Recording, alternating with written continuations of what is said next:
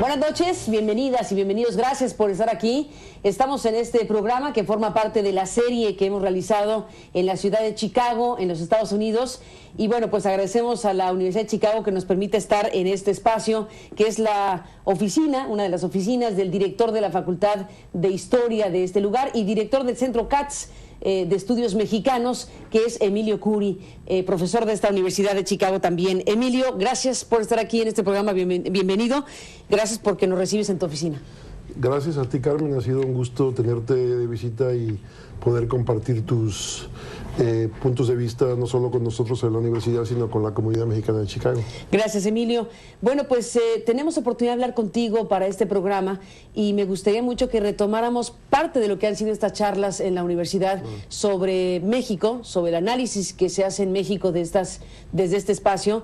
Recordábamos el encuentro que se realizó en este mismo lugar hace algunos años, en 2004, cuando el Centro Katz, que estaba recién nacido, en homenaje a este gran historiador que todos queremos, Friedrich Katz, ese Centro Katz que hoy tú diriges, organizó hace esos años un encuentro, pues en el momento donde México estaba, digámoslo así, estrenando o casi estrenando la alternancia política en 2004. Han pasado todos estos años. Es necesario un balance, una reflexión crítica de lo que le ha pasado a la transición política mexicana. Un hombre como tú, que tiene tanto contacto con esta realidad mexicana en términos de estudio, ¿qué podrías decir de lo que funcionó, de lo que no funcionó, de si terminamos o no la transición, de si estamos en ella todavía, de qué pasa con la democracia en México? Bueno, yo creo que ha sido un periodo lleno de muchas paradojas. En 2004, cuando nos reunimos acá con una lista muy prominente de políticos, intelectuales, miembros de la sociedad civil mexicana, había todavía cierto aire de esperanza, de posibilidad, de apertura, de aquello que llamábamos y seguimos llamando la transición, pero ya a 11 años de distancia, casi 12 van a ser dentro de poco, las cosas se ven un poco más complicadas y quizás, al menos al corto plazo, menos positivas, ¿no? Como historiador, nosotros pues no predecimos el futuro, pero analizamos el pasado. Yo creo que ya se ven ciertas cosas mucho más claras de lo que se veían en el 2000 o 2001. Sin duda, la alternancia con la llegada de Vicente Fox a la presidencia presentó una serie de posibilidades, de oportunidades que yo creo que en su mayoría fueron lamentablemente desaprovechadas, ¿no? No era una tabula rasa de ninguna manera, no era un nuevo comienzo, no era, digamos, este nuevo amanecer de una revolución, como era una transición. Pero había aromas fundacionales, sí, aspiraciones fundacionales, de rediseñar al Estado mexicano. Sí, yo creo que ahí hubo varias oportunidades. Había que analizarlo con más detalle, pero en el primer año, los primeros 18 meses, para dar algún tipo de golpe que marcara una distancia clara con ciertas prácticas y ciertos arreglos del pasado.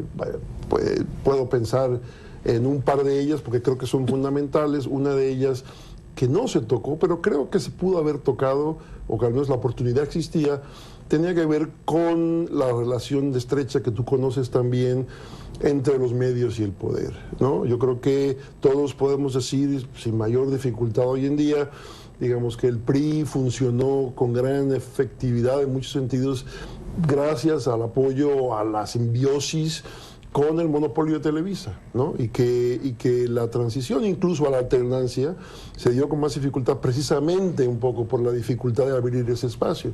Yo siento que los primeros 18 meses el gobierno mexicano tenía la oportunidad de poner ese asunto sobre la mesa y promover una serie de políticas que hubieran tenido un gran apoyo popular para abrir esos espacios. Y optó por no hacerlo. O sea, tú ves en el escenario de lo que no fue, sí, tú dices, para que la transición mexicana hubiera tenido un destino distinto al que hoy estamos analizando, un paso definitivo respecto al monopolio o duopolio televisivo, yo decía, clave. tenía que ser. Yo creo que sin él, y lo hemos visto... ¿Qué efectos hubiera tenido? Supongamos que hubiera ocurrido lo que no sucedió.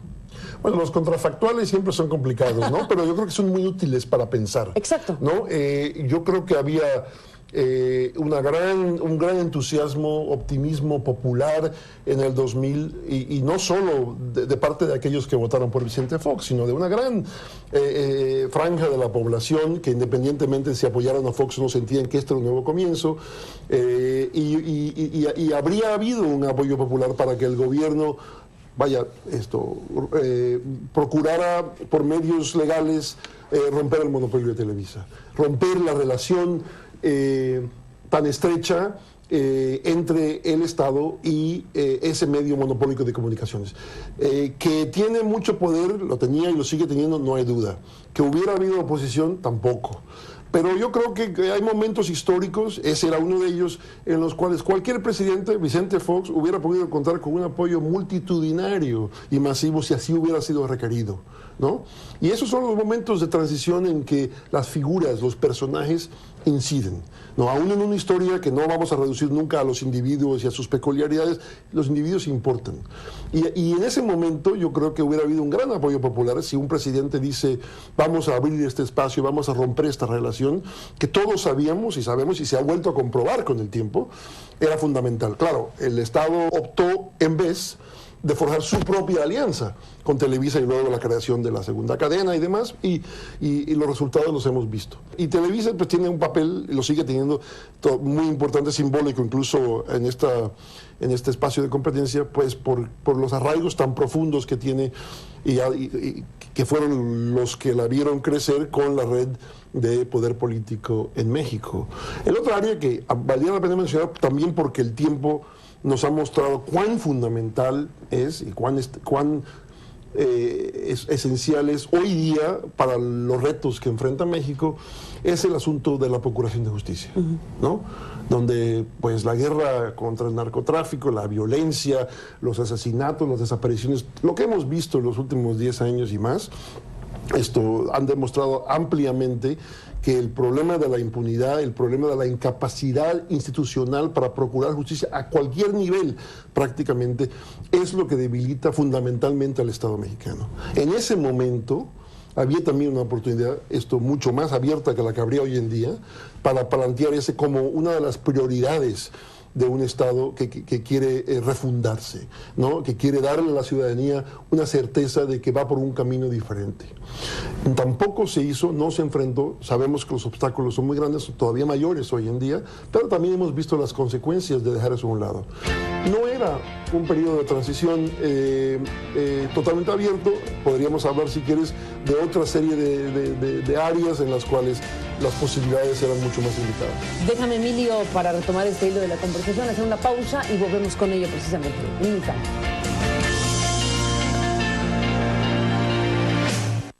Bueno, regresamos en esta conversación con Emilio Curi, aquí desde la Universidad de Chicago, y en este análisis que está haciendo Emilio precisamente de este periodo, llamémosle transición, que le hemos llamado transición por la democracia en México.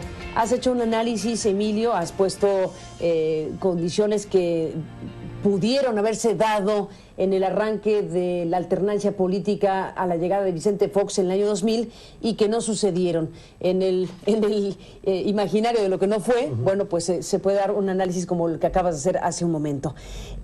¿Consideraste el tema de la relación histórica entre los poderes mediáticos concentrados y el poder político? Hiciste una reflexión sobre el tema del sistema de justicia y la procuración de justicia en México, asunto que también sigue pendiente. Y dices, hay otros elementos que se pueden agregar a la mesa cuando de analizar la transición mexicana y la democracia en México hoy. ¿Cuáles más agregarías? Bueno, yo creo que una excepción notable a esta gama de posibilidades que se presentó brevemente en ese momento tiene que ver con el rubro de la política económica. Ahí en México no hubo alternancia y no la ha habido, ¿no? Hubo una fundamental continuidad, no solo en cuanto a las políticas económicas y fiscales del Estado mexicano durante la presidencia de Cedillo y luego Fox, Calderón y ahora Peña Nieto, sino incluso en gran medida una continuidad incluso en las propias, del propio personal, digamos. Yo creo que, y en ese sentido, ahí no hubo un espacio, muy abiertamente se especificó, en el cual los gobiernos de la alternancia iban a procurar una política diferente. Siguieron las mismas personas, siguieron las mismas políticas, y lo interesante ahí, para notar las limitantes, es también que eso nos da una indicación, yo diría, habría que explorarlo, muy importante, de por qué justamente no se dieron los otros cambios que yo sí pienso que hubieran sido posibles y que el tiempo nos ha dicho que eran muy necesarios.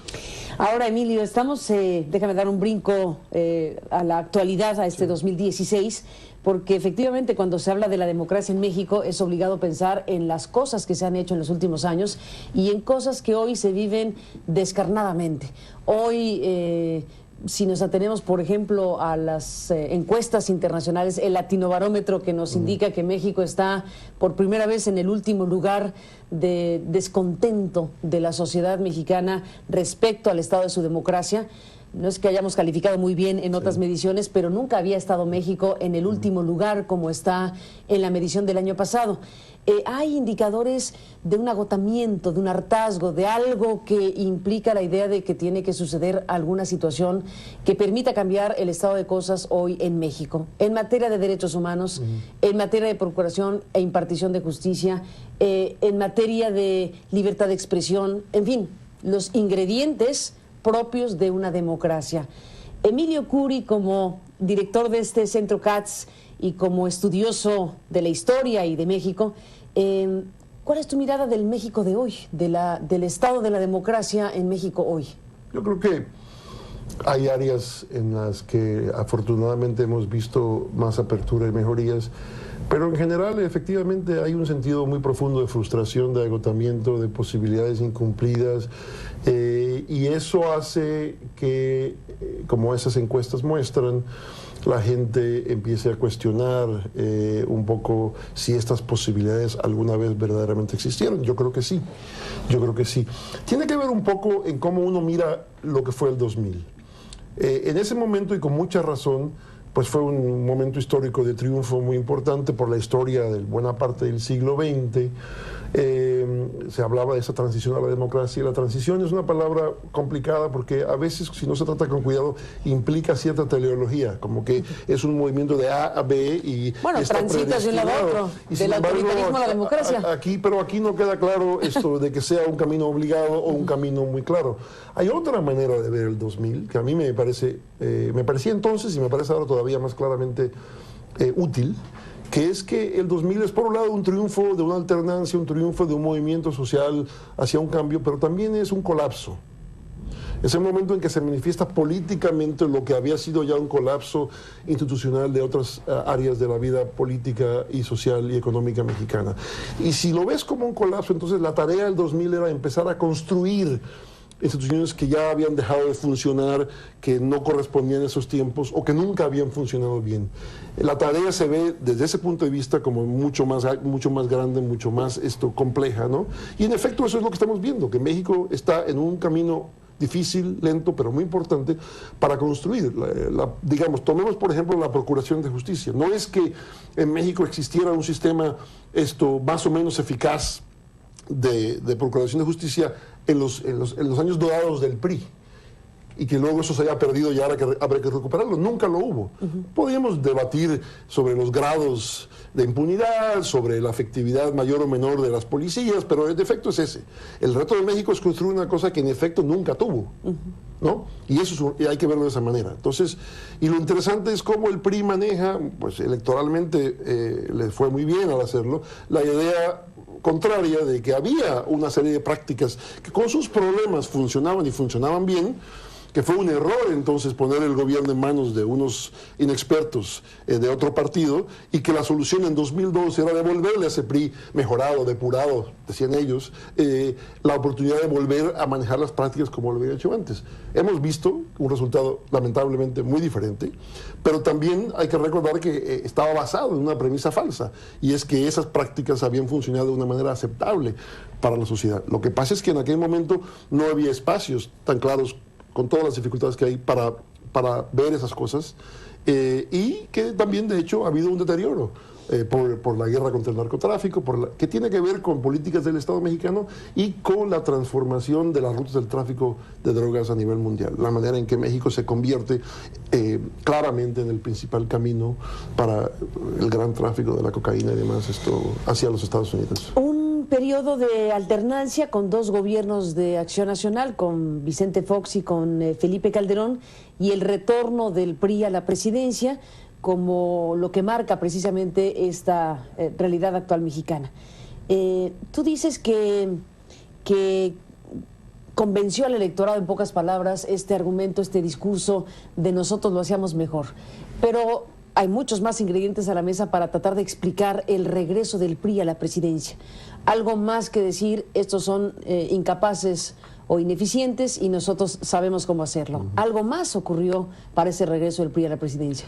Bueno, yo creo que hay que recordar que a nivel de los estados el PRI mantuvo siempre una presencia mayoritaria, ¿no? Y en la medida en que el gobierno de Fox y luego el de Calderón, para hacer las paces políticas, empoderaron fiscalmente a los estados, le dieron a los gobernadores, no solo del PRI, pero era la mayoría del PRI. Buena parte de la bonanza petrolera. Buena parte de la bonanza. Ese fue el pacto de Fox. El pacto de Fox no fue finalmente con una sociedad medio movilizada para procurar una serie de cambios fundamentales, sino con los antiguos poderes para encontrar una paz que le permitiera funcionar. Y un elemento fundamental fue esa reforma fiscal que básicamente repartió una buena parte de dinero y empoderó a esos gobernadores para ser pequeños presidentes de sus territorios, ¿no? Y reyes, No, eso uno. Y la otra, que ya se ha comentado y que es conocida, pero vale la pena insistir porque volvemos de esta manera al tema que mencioné al principio, tiene que ver con el papel, de nuevo, fundamental, creo yo,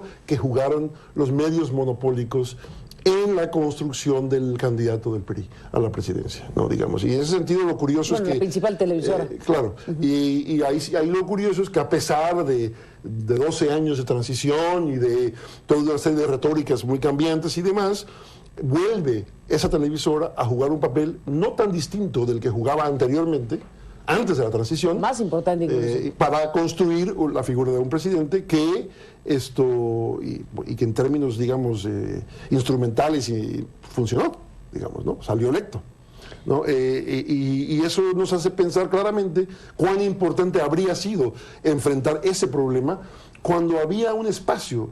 Te voy a dar un ejemplo que no es una comparación precisamente estrictamente hablando, ¿no? Pero recuerda que hay momentos de oportunidad histórica muy importantes. 1938, cuando Lázaro Cárdenas expropia el petróleo. Otro mundo, otros problemas, otras dinámicas, pero una decisión firme, fuerte, contra un poder en ese momento mucho mayor y mucho más fuerte que el Estado, que eran las compañías petroleras y los gobiernos ingleses y norteamericanos detrás de ellos, ¿no? La coyuntura le favorecía a Cárdenas, astutamente la supo usar, pero también supo usar la movilización de los entusiasmos del pueblo. Para que no quedara duda al día siguiente de la expropiación de que los mexicanos iban a ponerse enfrente, si era necesario, para asegurarse que esos otros poderes no recuperaran los espacios que el presidente les había quitado.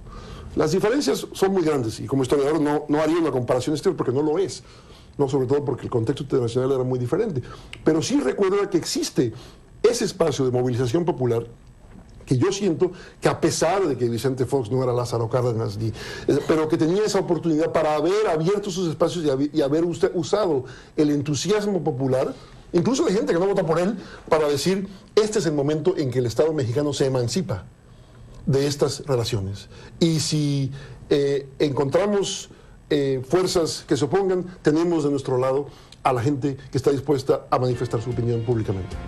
Lo que no ocurrió en la transición mexicana. Y costará, lamentablemente, tiempo para que vuelva a aparecer otro momento de oportunidad como ese. Emilio Curi, déjame hacer una pausa y regresamos en esta conversación. Volvemos en la parte final.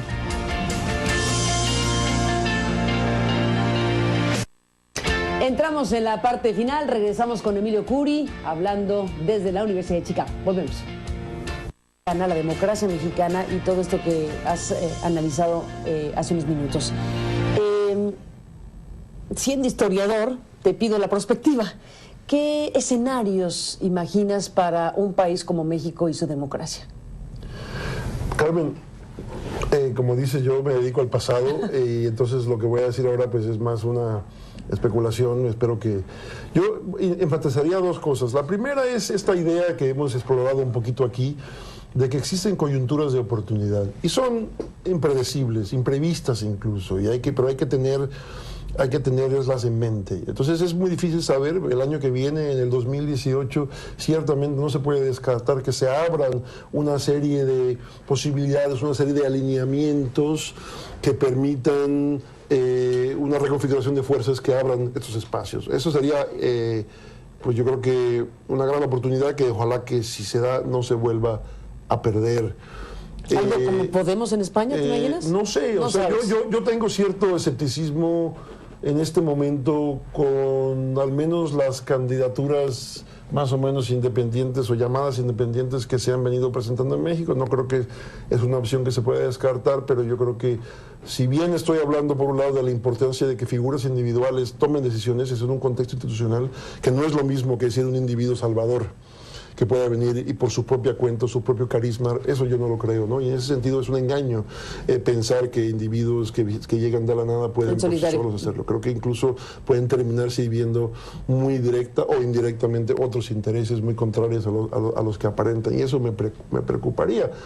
El panorama, yo creo, a corto plazo, el mío al menos, está lleno de muchas dudas, de mucho pesimismo, en parte porque no se ven claras las opciones políticas e institucionales, pero por otro lado, lo bueno de esto es justamente que las cosas cambian y a veces cambian muy rápido, ¿no?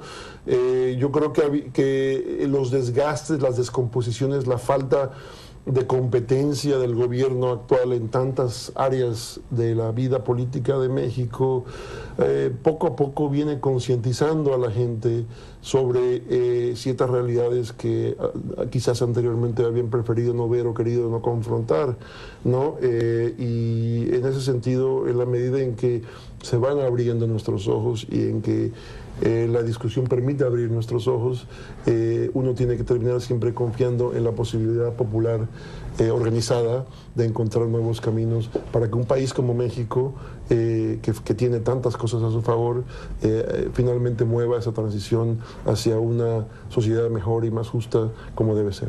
Bueno, pues Emilio, se acabó el programa. Gracias por esta conversación, gracias porque nos recibes en este lugar de la Universidad de Chicago, donde hemos presentado esta serie de programas para CNN. Gracias por hablar de México, de la democracia y de todo este panorama. Gracias por estar aquí. A ti, Carmen, gracias por tu visita. Gracias.